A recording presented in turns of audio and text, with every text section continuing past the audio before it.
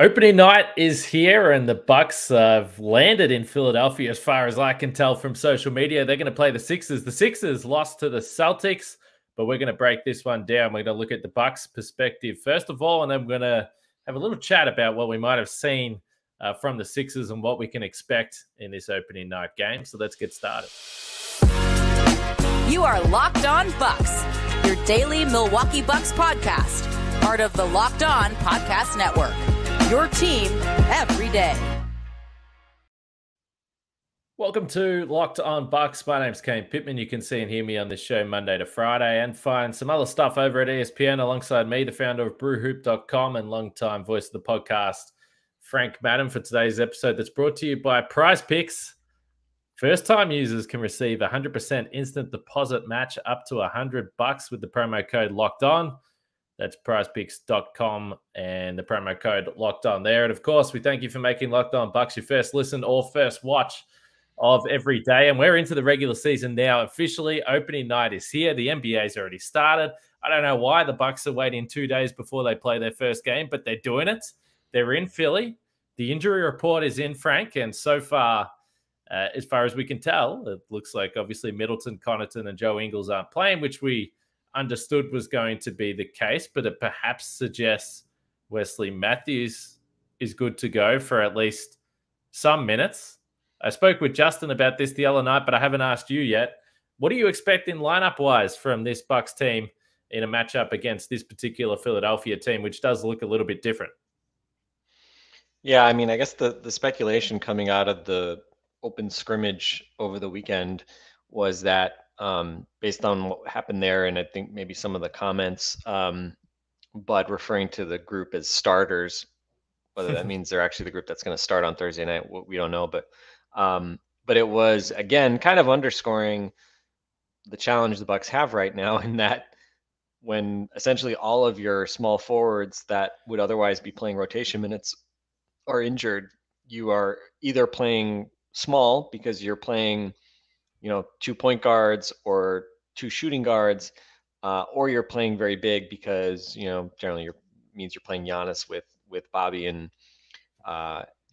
Brooke, or, maybe there's some permutation with Mamu in there as well. So it will be interesting to see how much Bud swings either of those directions, because obviously the way to not play very strangely in terms of the sizes is to lean into the kind of 2 remaining more natural threes on the roster in Jordan Nwora and Marjon Beauchamp. But again, the group that we saw on Saturday, or I don't even remember if it was Saturday or Sunday with this scrimmage, but it was Jevon Carter playing with Jrue Holiday and Grayson Allen, and of course Giannis and Brooke.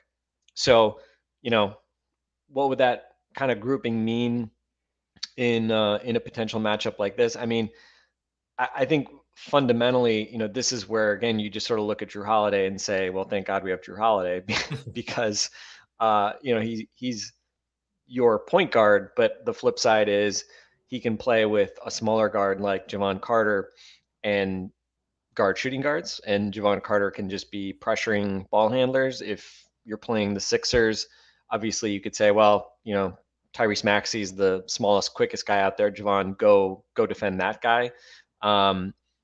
Or if you're playing Grayson Allen with Jevon Carter and Jrue Holiday probably becomes in many lineups the de facto small forward. So we'll see. I mean, it's we'll see how they match up. We'll see if that's actually the group that Bud goes with. As you guys were talking about, I would guess probably on opening night. I mean, it feels like we're going to have to see at least one of Jordan and Marjon. I would guess he'd probably lean towards Jordan Nwora, just based on kind of the experience factor and, the devil, type of logic. Not that Jordan is always in the places he's supposed to be defensively. But I think he's a little bit more of a known quantity. And, obviously if you're expecting Marjon to play, real minutes in his first NBA game on the road in Philly, that's a pretty high bar, especially given some of the weapons that the Sixers can roll out. So yeah, I think it'll be really interesting. I mean, certainly PJ Tucker being in the starting five, I think gives you a degree of freedom in the sense that you can play, would you put Grayson Allen on PJ Tucker and kind of dare them to post up Grayson Allen with PJ Tucker and, shooting jump hooks and things like that? Like, you have optionality to do that. So we'll see. I mean, I think, the answer is always that things are pretty fluid when you're actually in games and screens are being set and you're running in transition and, teams have to kind of find bodies and things like that. So, unfortunately for the Bucks, they never really felt like they caught their stride in the preseason. So, we have to kind of hope that all that kind of screwing around is now going to turn into them kind of finding their rhythm a bit now that things actually count. And the other piece, obviously, is, as you alluded to, the injuries, right? Just, missing, two guys that is, as you pointed out, Kane, I mean, Chris and Pat, Chris obviously is an automatic closer, but Pat is a guy that you also would look at as a guy that's going to close a lot of games. So granted, he's not a starter, but we all know how important Pat Connaughton's been in the regular season and the playoffs the past couple of years. So it's a really big loss. And, I am definitely coming to this game with very moderated expectations for opening night.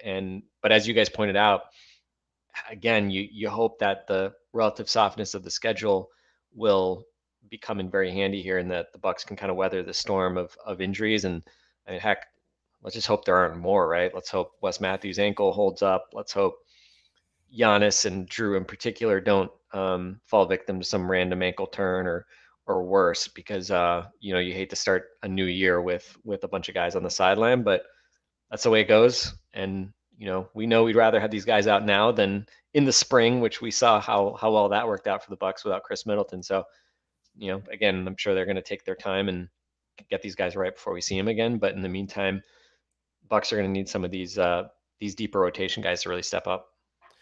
Yeah, I can't figure out, when I was thinking about, if you're going to have three guys who you think in a perfect world play a decent role in the rotation. So, I mean, obviously Chris and Pat, we know, but in a perfect world, Joe Ingles is a rotation player.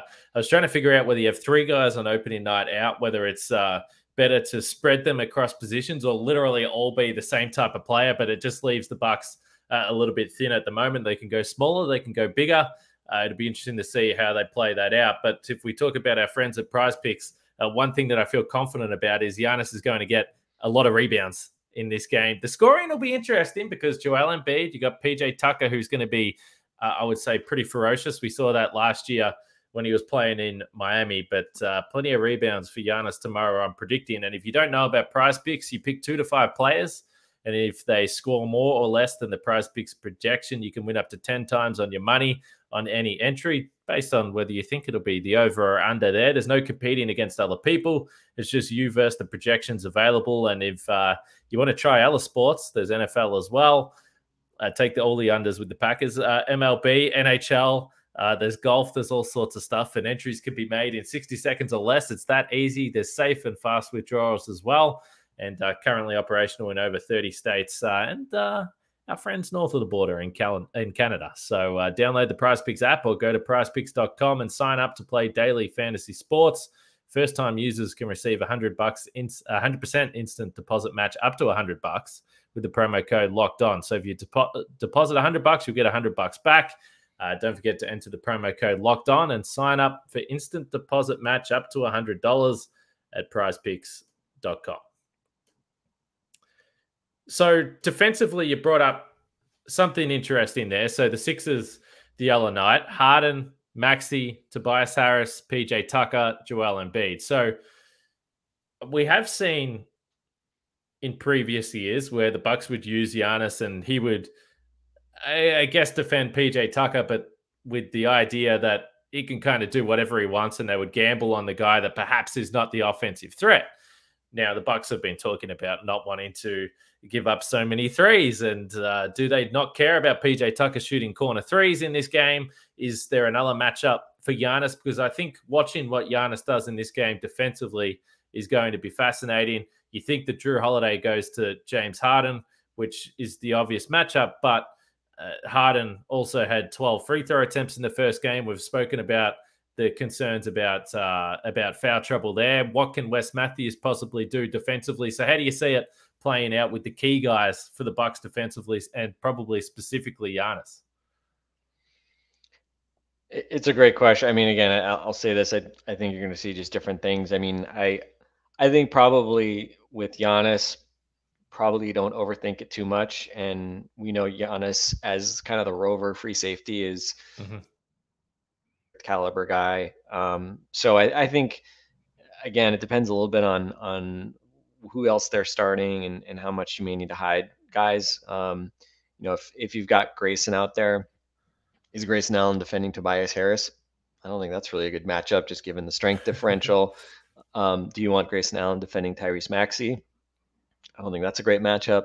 Do you want Grayson Allen defending James Harden? I don't think that's a great matchup. So I'm just curious kind of what direction they go with this. And again, I wouldn't rule out the possibility that they may just go back to the jumbo lineup that we saw in the playoffs. And, in that scenario, maybe Giannis is defending Tobias Harris or something, and you've got Bobby kind of, hidden on PJ, and basically they're daring scenarios where they're putting, PJ Tucker pick and roll. So we'll see. I think the only thing for certain is we know Brook Lopez is going to be defending Joel Embiid, because I don't know anybody else really can do that on the Bucks other than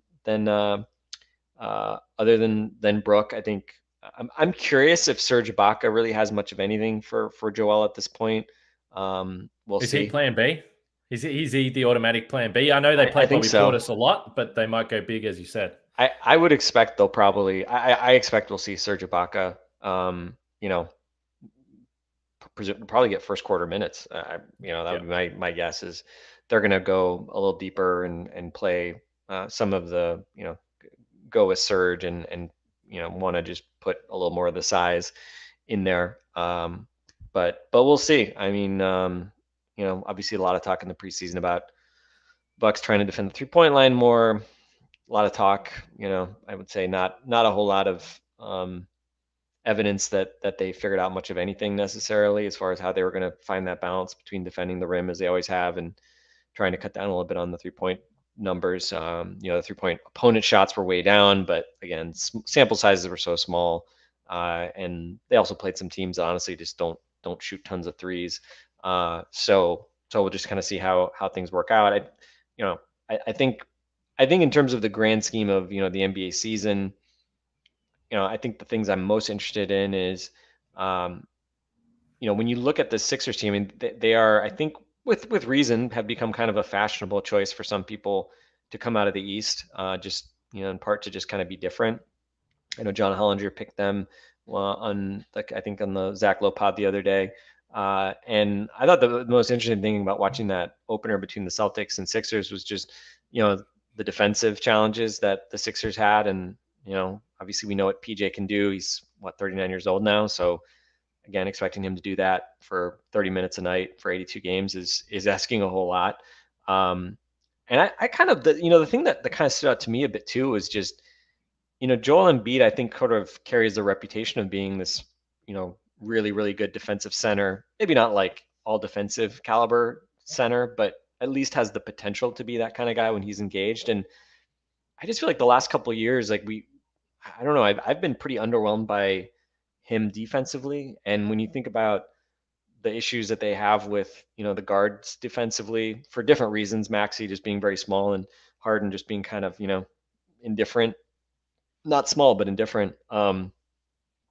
There's a lot of pressure on both PJ and Joel Embiid to be really good and to play their roles. And so, I mean, I kind of was joking the other day about, Joel Embiid seems like he's often defending the way Sixer fans think Nikola Jokic defends, which is to say, like, overrated and doesn't really actually, impact the game and doesn't, make life as difficult, especially in the paint, as maybe you might expect. So we'll see. I don't think they'll be lacking in motivation on opening night at home against the Bucks, coming off a loss against the Celtics. I mean, I think, certainly all the stars are aligning for the Sixers to be extremely motivated and playing with a lot of energy. So it'll be interesting to see kind of how that works. But I'm curious to see, Giannis versus PJ.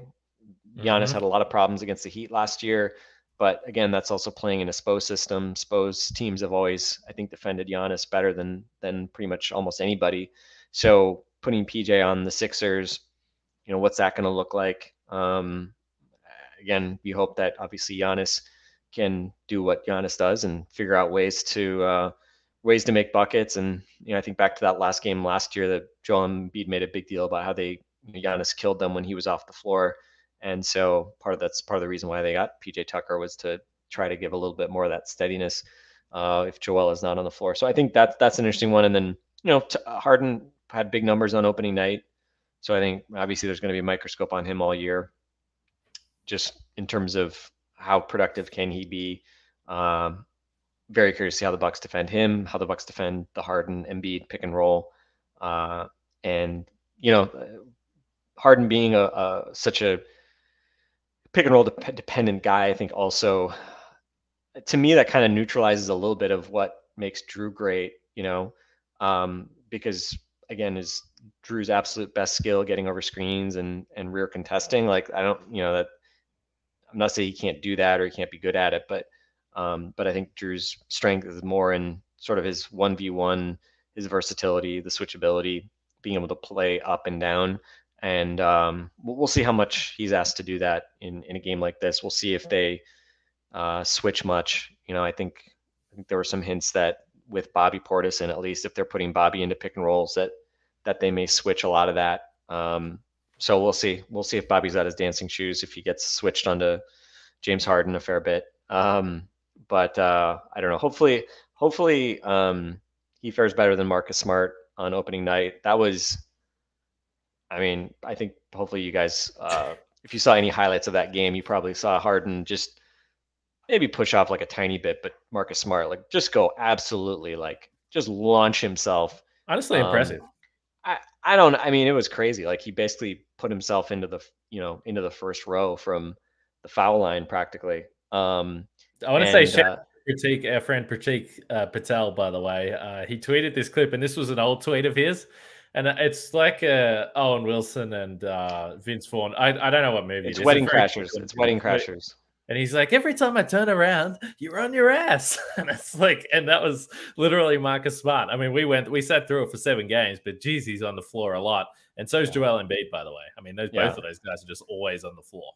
And the irony was, Harden basically, like, Smart, just one of the all-time massive flops, launches himself backwards. Harden tees up the Harden step back, and visions of what he did to Wesley Johnson on the Clippers a few years ago, where he kind of shook him and had his time to paint a picture standing there on the 3-point line and line up a shot. He made the shot against the Clippers a few years ago, but it's funny that this was the enduring highlight of the first game, because he scored 35 points on 15 shots or something. He was super efficient scoring in this game, but the enduring images of the Sixers losing and Harden basically, like, barely getting rim after just completely shaking a flopping Marcus Smart and getting a wide open look for a 3. So couldn't happen to a more annoying couple of guys, I guess, right? Like, that was kind of like a perfect encapsulation of both guys on some level. So we'll see. Harden obviously just presents a ton of challenges, and I think if he's dancing and step backing and doing that stuff, I think that's probably what you're happier to have him settle for versus getting downhill in pick and rolls and having Jrue on his backside and forcing Brooke or whoever else is having to defend in pick and roll be put in tough spots, and or help guys. We'll see, right? Are the help guys going to help leave guys on the perimeter open for Harden to kind of spray the ball around? So I think regardless of what you think about Harden, he's still a great facilitator, and I think obviously the microscope will be on him all year to see how he performs.